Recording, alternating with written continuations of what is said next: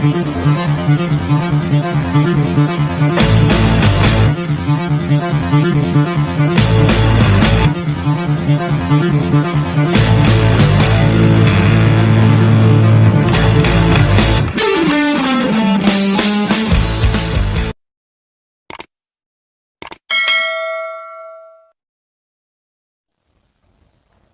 मित्रों, अपने चैनल में सभी श्रोताओं का स्वागत करता हूं। आज लेकर उपस्थित हूं एक सामाजिक विषय पर अत्यंत रोचक कहानी, जिसके लेखक हैं यशपाल। सुनिए यशपाल की कहानी, करवा का व्रत। कन्हैयालाल अपने दफ्तर के हमजोलियों और मित्रों से 2-3 वर्ष बड़ा ही था, परंतु ब्याह उसका उन लोगों के बाद हुआ।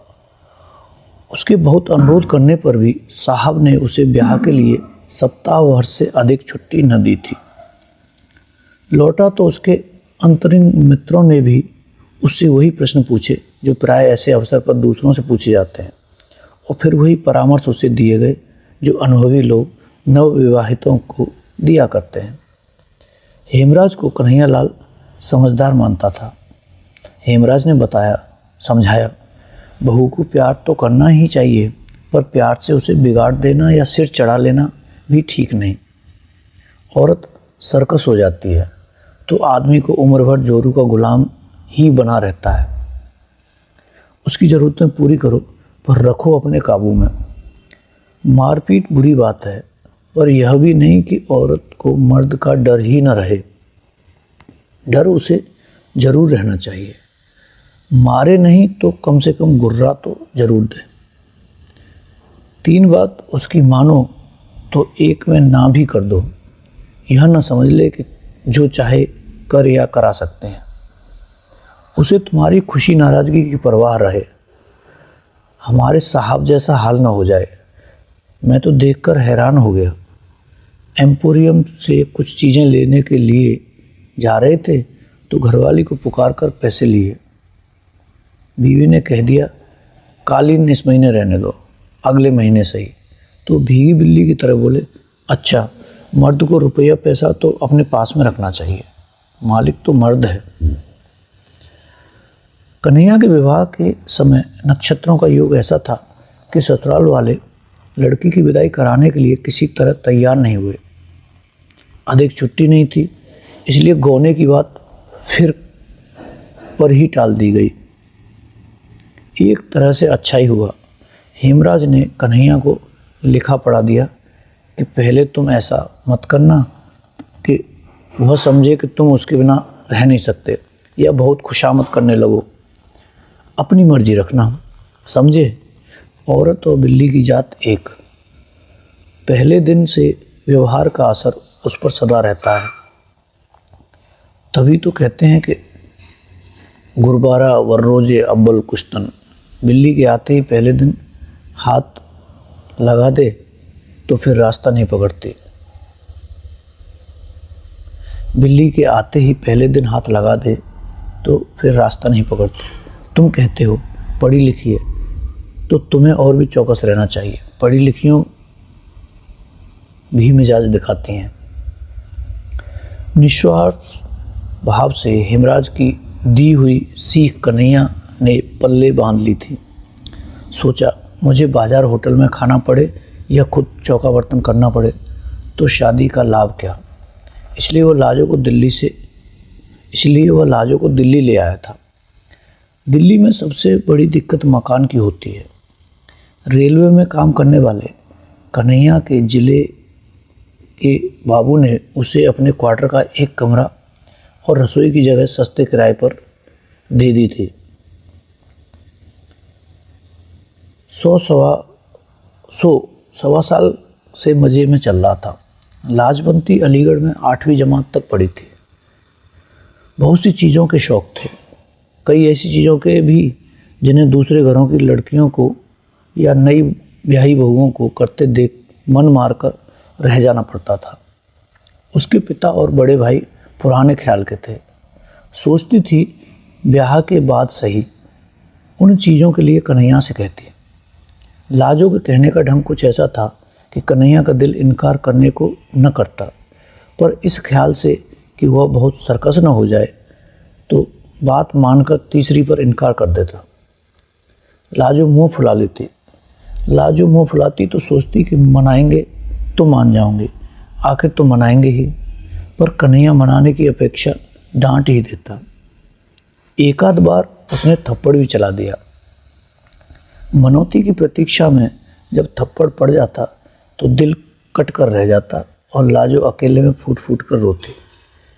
फिर उसने सोच लिया, चलो किस्मत में यही है तो क्या हो सकता है। वह हार मानकर खुद ही बोल पड़ती। कन्हैया का हाथ पहली 2 बार तो क्रोध की बेबसी में ही चला था। जब चल गया तो उसने अपने अधिकार और शक्ति का अनुभव होने लगा। अपनी शक्ति अनुभव करने के नशे से बड़ा नशा दूसरा कौन होगा। इस नशे में राजा देश पर देश समेटते जाते हैं, जमींदार गांव पर गांव और सेठ मिल और बैंक खरीदते चले जाते हैं। इस नशे की सीमा नहीं। यह चस्का पड़ा तो कन्हैया के साथ उसका क्रोध आने की प्रतीक्षा किए बिना भी चल जाते।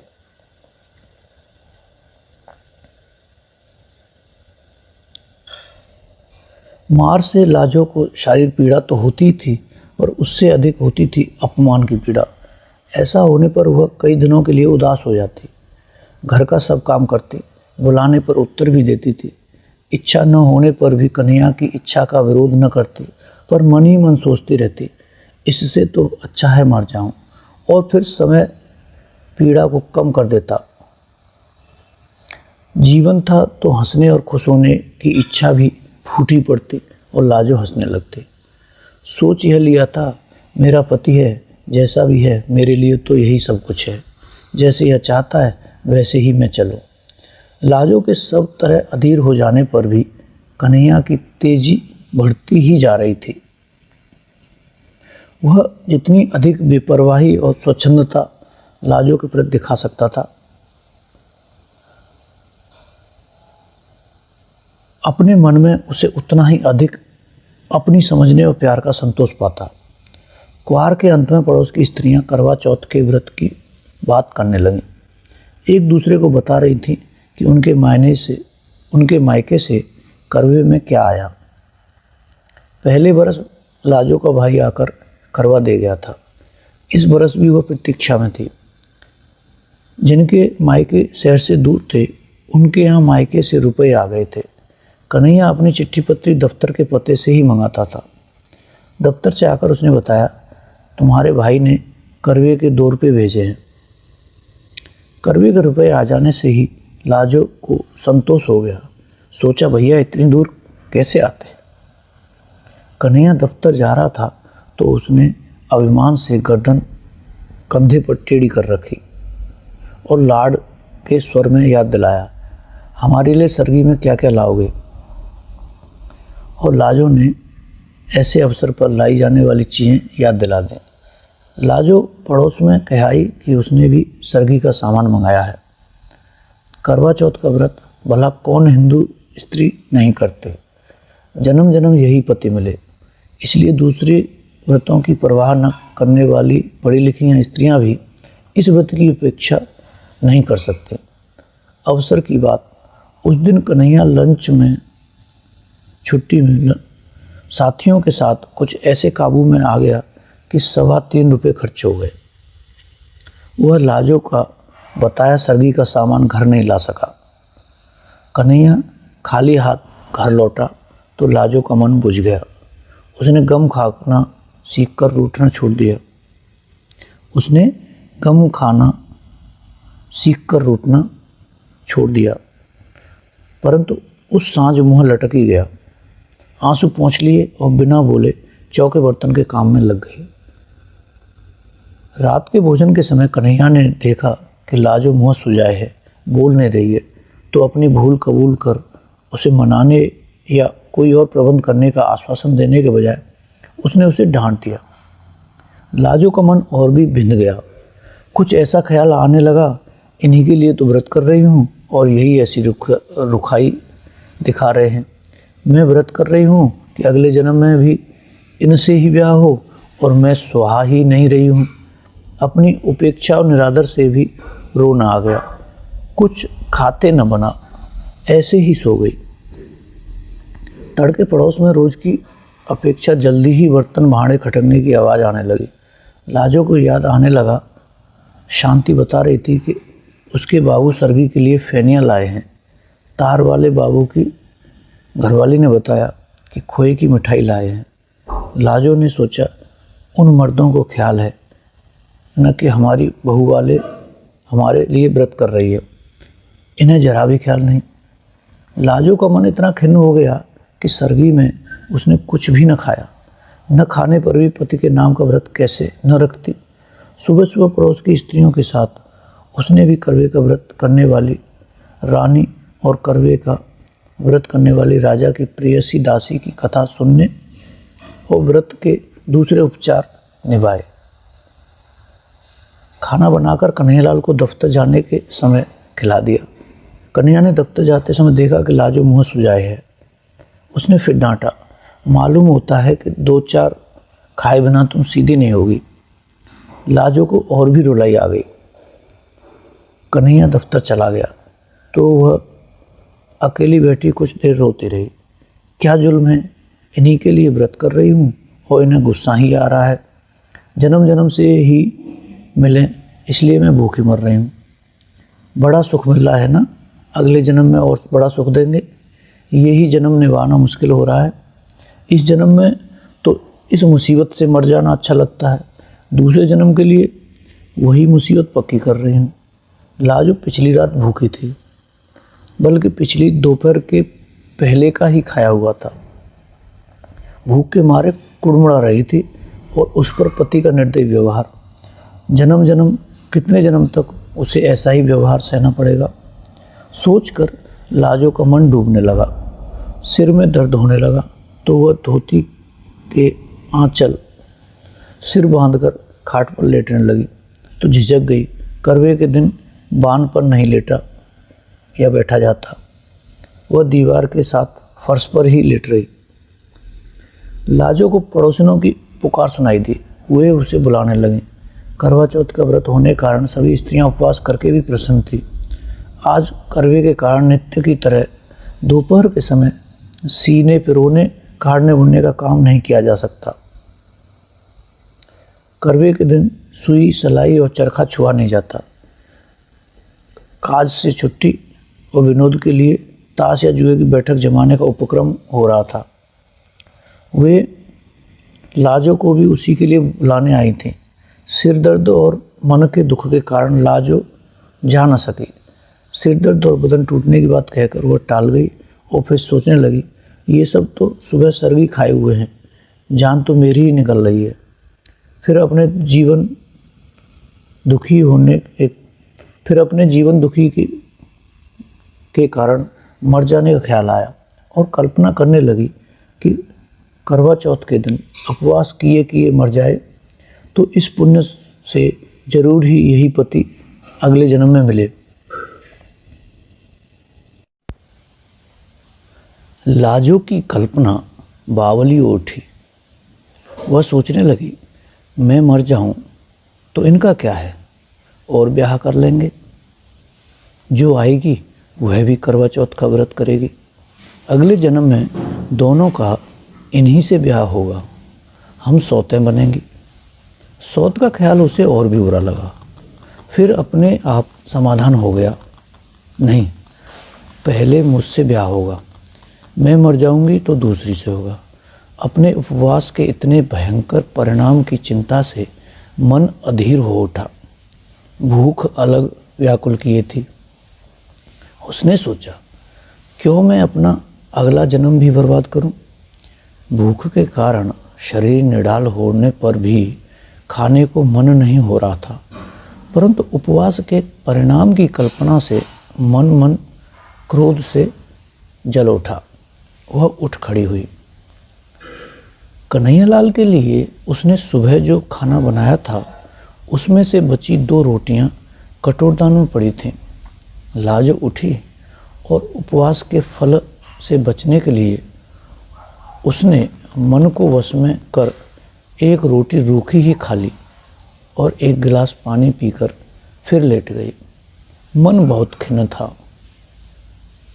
कभी सोचती ठीक ही तो किया, अपना अगला जन्म क्यों बर्बाद करूं। ऐसे पड़े पड़े झपकी आ गई। कमरे के किवाड़ पर धम धम सुनकर लाजो ने देखा रोशनदान से प्रकाश की जगह अंधकार भीतर आ रहा था। समझ गई दफ्तर से लौटे हैं। उसने किवाड़ खोले और चुपचाप एक ओर हट गई। कन्हैयालाल ने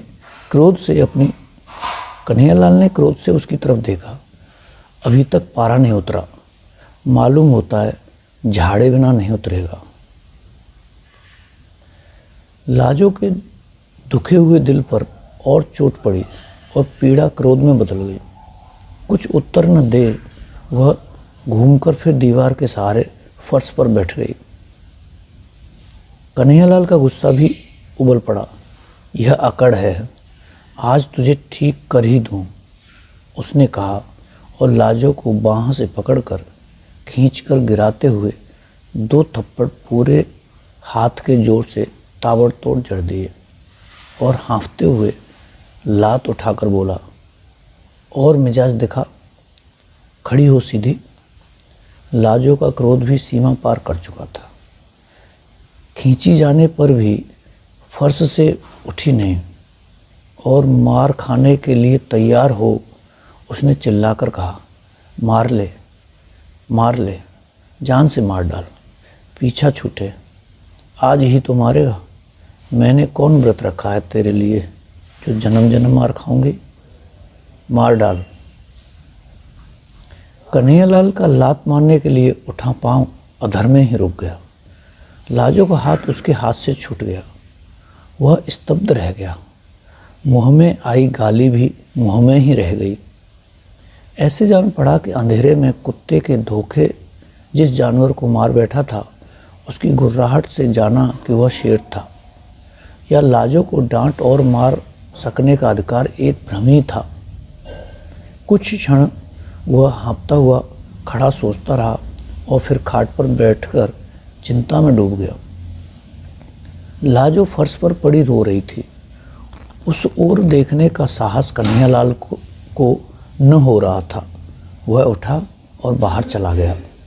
लाजो फर्श पर पड़ी फूट फूट कर रोती रही। जब घंटे भर रो चुकी तो उठी।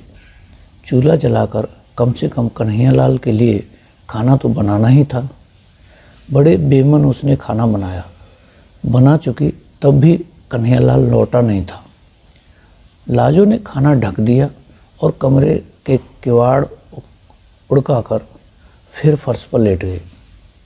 यही सोच रही थी, क्या मुसीबत है ज़िंदगी, यही झेलना था तो पैदा ही क्यों हुई थी। मैंने क्या किया था जो मारने लगे। किवाड़ों के खुलने का शब्द सुनाई दिया। वह उठने के लिए आंसुओं से भीगे चेहरे को आंचल से पोंछने लगी। कन्हैयालाल ने आते ही एक नज़र उसकी ओर डाली। उसे पुकारे बिना ही वह दीवार के साथ बिछी चटाई पर चुपचाप बैठ गया। कन्हैयालाल का ऐसे चुप बैठ जाना नई बात थी, पर लाजो गुस्से में कुछ न बोल रसोई में चली गई। आसन डाल, थाली कटोरी रख, खाना परोस दिया और लोटे में पानी लेकर हाथ धुलाने के लिए खड़ी थी। जब 5 मिनट हो गए और कन्हैयालाल नहीं आया तो उसे पुकारना ही पड़ा, खाना परस दिया है। कन्हैयालाल आया तो हाथ नल से धोकर झाड़ते हुए भीतर आया। अब तक हाथ धुलाने के लिए लाजो ही उठकर पानी देती थी। कन्हैयालाल 2 ही रोटी खाकर उठ गया। लाजो और देने लगी तो उसने कह दिया, और नहीं चाहिए। कन्हैयालाल खाकर उठा तो रोज की तरह हाथ धुलाने के लिए न कहकर नल की ओर चला गया। लाजो मन मारकर स्वयं खाने बैठी तो देखा कि कद्दू की तरकारी बिल्कुल कड़वी हो रही थी। मन की अवस्था ठीक न होने से हल्दी नमक 2 बार पड़ गया था। बड़ी लज्जा अनुभव हुई। हाय, इन्होंने कुछ कहा भी नहीं, यह तो जरा कम ज़्यादा होने पर डांट देते थे। लाजो से दुख में खाया नहीं गया। यूं ही कुल्ला कर हाथ धोकर इधर आई कि बिस्तर ठीक कर दे, चौका फिर समेट देगी। देखा तो कन्हैयालाल स्वयं ही बिस्तर झाड़कर बिछा रहा था।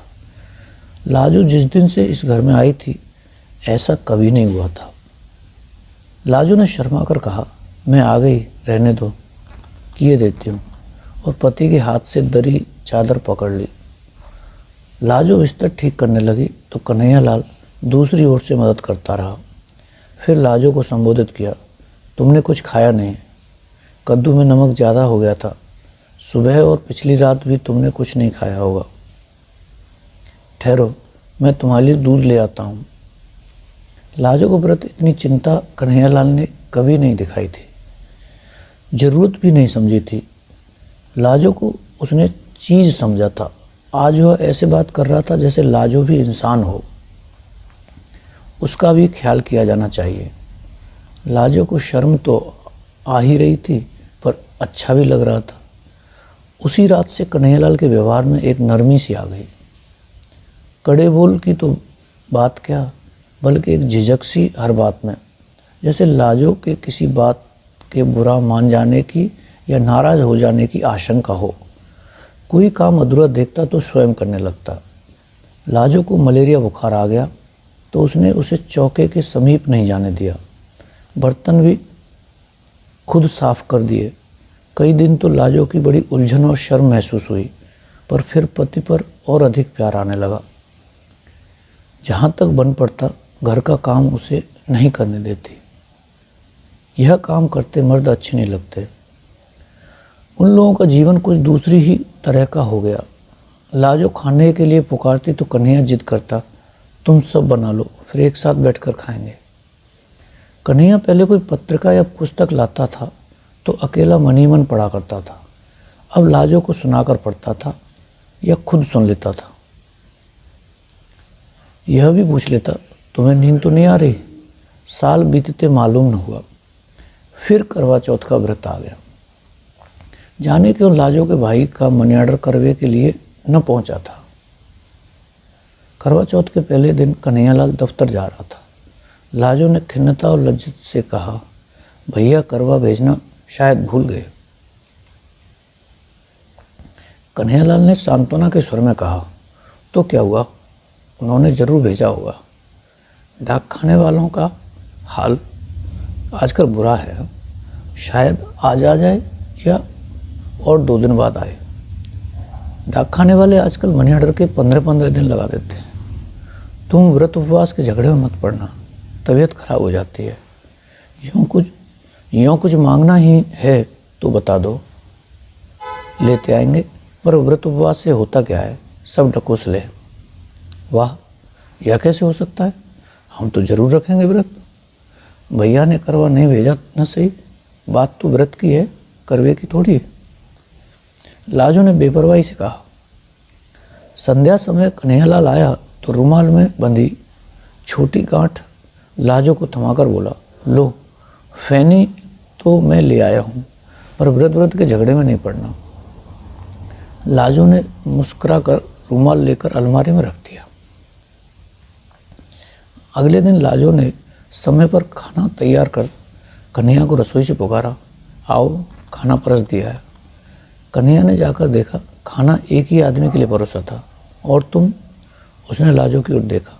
वाह, मेरा तो व्रत है, सुबह सरगी भी खा ली, तुम अभी सो ही रहे थे। लाजो ने मुस्कुराकर प्यार से बताया। यह बात तो हमारा भी व्रत रहा। आसन से उठते हुए कन्हैयालाल ने कहा। लाजो ने पति का हाथ पकड़ते रोकते हुए समझाया, क्या पागल हो, कहीं मर्द भी करवा चौथ का व्रत रखते हैं? तुमने सरगी कहाँ खाई? नहीं, यह कैसे हो सकता है? कन्हैया नहीं माना। तुम्हें अगले जन्म में मेरी ज़रूरत है तो क्या मुझे तुम्हारी नहीं है? या तुम भी व्रत न रखो आज? लाजो पति की ओर कातर आंखों से देखती हार मान गई। पति के उपासे दफ्तर जाने पर उसका हृदय गर्व से फूला नहीं समा रहा था। मित्रों, यहाँ यह कहानी समाप्त होती है। आपने सुनी यशपाल की कहानी करवा चौथ, करवा का व्रत। ऐसी अन्य कहानियाँ सुनने के लिए हमसे जुड़े रहिए। हमारा चैनल अवश्य सब्सक्राइब करें। धन्यवाद।